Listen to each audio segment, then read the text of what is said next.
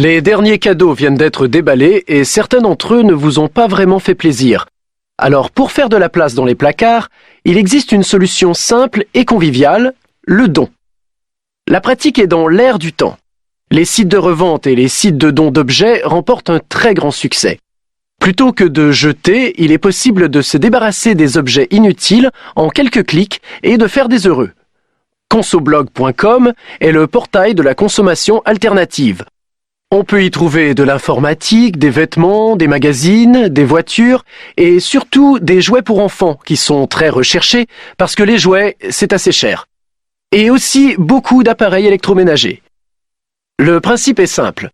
Lorsque vous n'utilisez plus quelque chose, vous passez une petite annonce et la personne que ça intéresse va vous contacter par courriel ou par téléphone. Elle passera chez vous pour récupérer l'objet.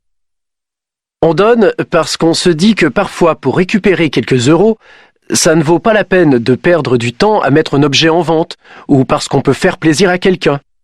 Parce que c'est très pratique et c'est rapide.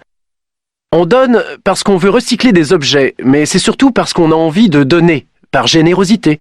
Donner, c'est vraiment dans l'air du temps. Ça fait partie de la solidarité qu'on peut voir dans la vie de tous les jours et en particulier sur Internet.